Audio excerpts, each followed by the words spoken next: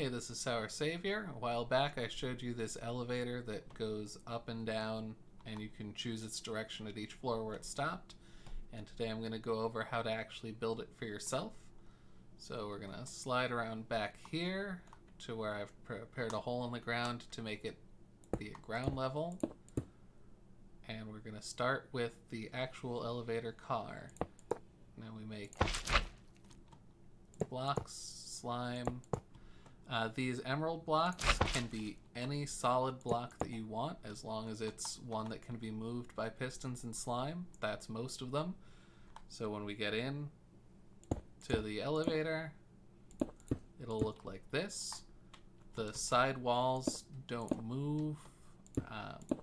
They're just a pillar that goes up the side, and because the slime doesn't touch them, they don't interfere with the workings of the elevator. So now we're going to put slime like this and like that. We're going to use a sticky piston. You want the one on the bottom pointing up, the one on the top pointing down. And then before I start putting in the observers, I'm going to temporarily add immovable blocks to the top and bottom so that this doesn't start going strange places on its own. So we need the observer block to point back this way. So I've just built out and then put it back in. The observer's red stone output needs to point into the slime block directly above or below one of the pistons. Whoops, that one's not on right. There we go. And now I'm just gonna redo a little bit of this because it's backwards from how I had the other one. That part's not really important. It's just a matter of convenience for me. So, break, break, place. Place, break, break. And this obsidian here, we're going to keep because this is as low as we want the elevator to go. This one here, I'm going to make a little stack up in order to confirm that the observers are working as planned. So there's a block in front of the bottom one, it goes up. There's a block in front of the top one, it goes down. Great. So the next thing we're going to do is make the launcher for the bottom, which is fairly straightforward. We just need something to move in front of this observer in order to make it go off. And now we'll put a button that'll be our activator. I'm leaving off a lot of the parts of this that are decorative. Anything that's in the white is decorative. Anything that's in green is part of the redstone. So now that piston's there, we press the button, the piston moves, and it goes up. We still have to manually send it back down. And on the way down here, we don't have to do very much because we can just stop it with an obsidian block, and that's plenty. Now over here, I made this a little bit too close together, and the floors are 1, 2, 3, 4, 5, 6, 7-ish apart. So we're gonna make this floor be 10. So it's already 1, 2, 3, 4, 5, 6, 7, 8, 9, 10.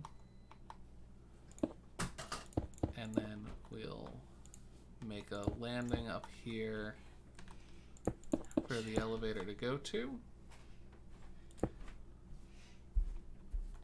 And if we want the elevator to stop at this point, then we need to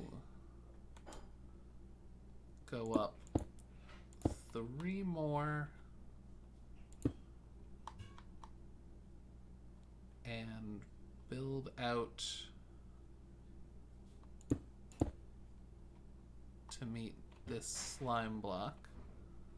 And then we need an immovable block to stop the elevator from just grabbing this. Now let's test this and see if it works as planned. Activate the elevator, watch it go up, and it stops.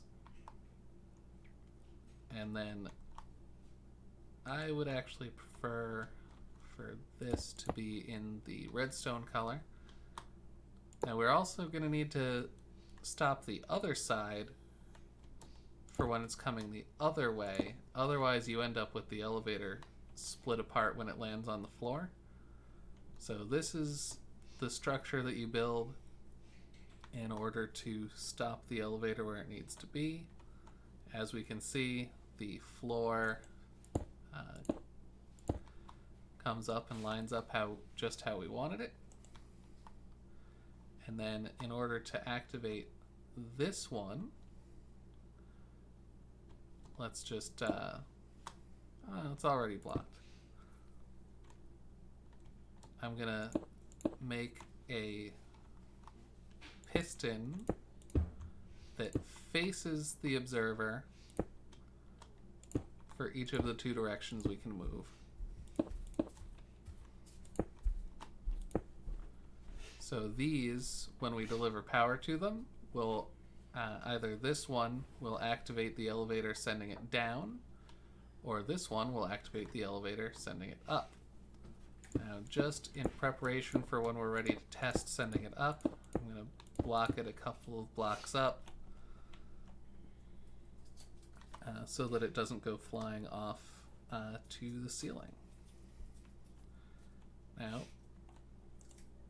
we're going to want to put button up and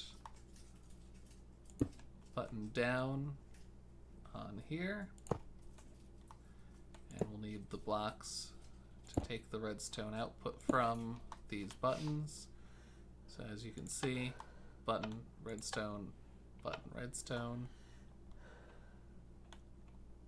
just like we have over here.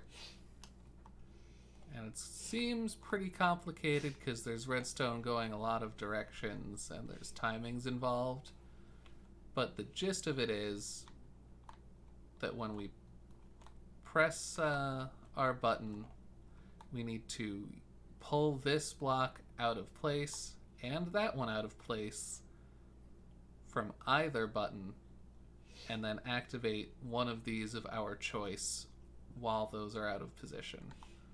So let's get our sticky piston back in order to make the piston that's going to pull this block out of place. So 1, 2, 3 out, attach it facing like that, and then we're going to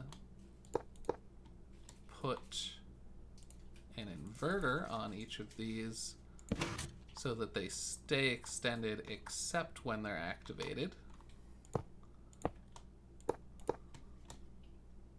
Alright. So now if we deliver power to this block and this block, it'll free the elevator to move.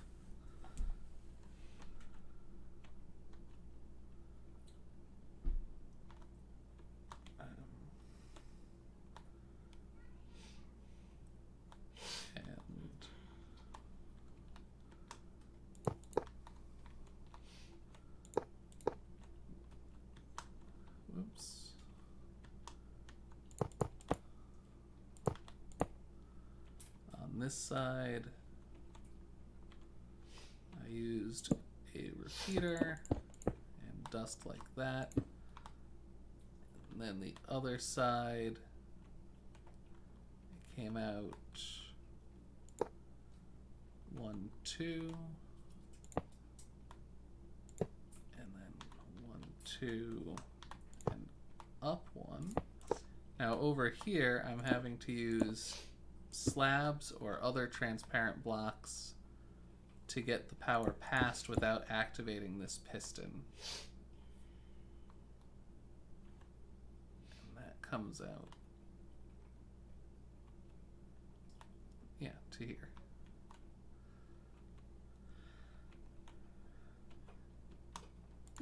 Dust, dust.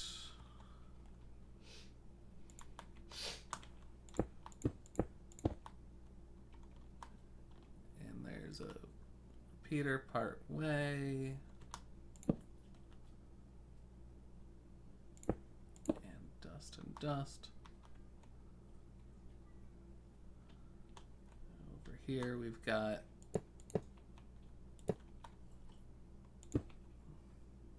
dust coming out like that. And again, using the half block slabs because they don't deliver power down into the piston. Alright, so now if we press either button, it'll free just that side. Right? And press this button, the same thing. And then we need to set up something similar to go into the other torch.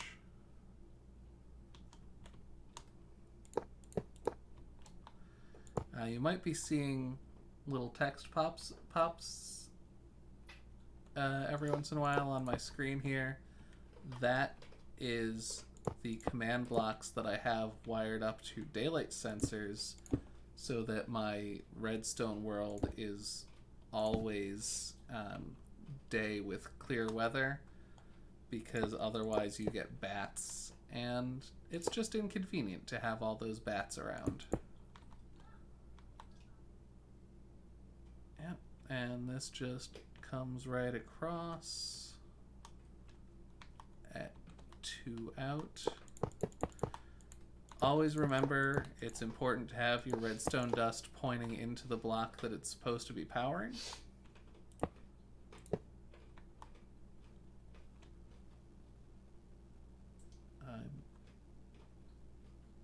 Right, that's what I'm doing here. I'm bringing the dust down to meet this row to power the other side.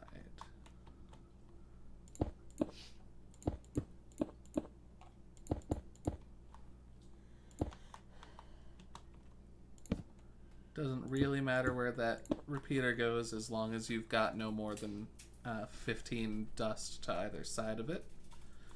So now, when we press either of these buttons, both of the pistons get retracted. And the next step is to wire power off of the buttons and into the desired direction. So I decided that the button on this side was going to be the down button. So we take the blocks out 2, and then we're going to just bring them up to where they can power into the side of this piston. And I used a repeater set at 2 ticks because that gave me the timing I needed. And then on this side, I take the power off from down here, out 2, and then over.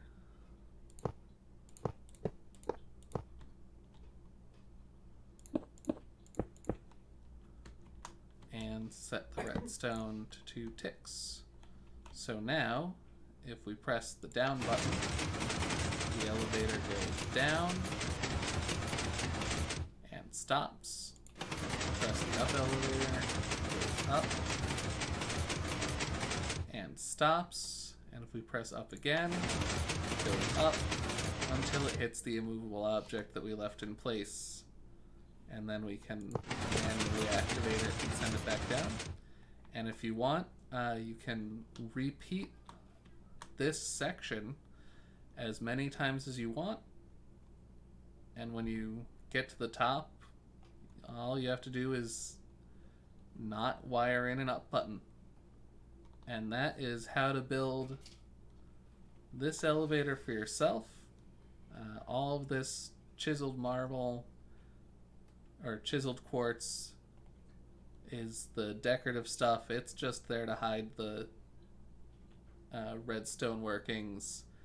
So you can make that whatever you want. Similarly, the solid blocks that the elevator car is made of are not important at all. You can make them anything you like to match the colors and building palette of your base. So, thank you for watching, and if you make one for yourself, feel free to upload it and send me a link so I can see what you did. Thank you for watching.